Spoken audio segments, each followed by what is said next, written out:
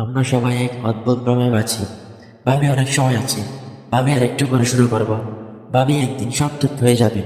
কিন্তু সত্যটা খুব কঠিন। সময় কারোর জন্য থেমে থাকে না। তুমি যখন দূর করছো, তোমার স্বপ্নগুলো চুপচাপ দূর সরে যাচ্ছে। তুমি যখন ভয় পাচ্ছ, তোমার স্বপ্নগুলো অন্য কারো কাছে চলে যাচ্ছে। একবার নিজেকে প্রশ্ন করো, তুমি আসলে কিসের অপেক্ষা করছো?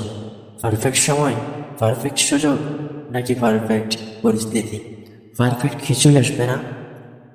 যারা জীবনে কিছু করে দেখিয়েছে তারা অপেক্ষা করে না, তারা শুরু করছে অগোছালোভাবে, ভয় নিয়ে, অনিশ্চয়তা নিয়ে।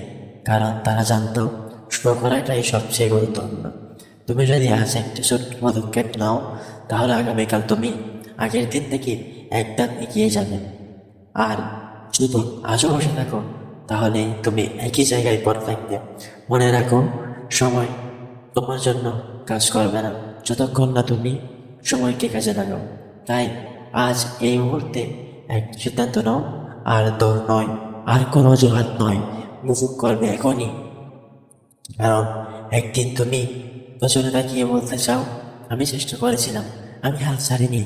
সময় চলে যাচ্ছে। প্রশ্নটা হলো, তুমি কি তার সাথে এগিয়ে যাচ্ছ নাকি পিছিয়ে পড়ছো?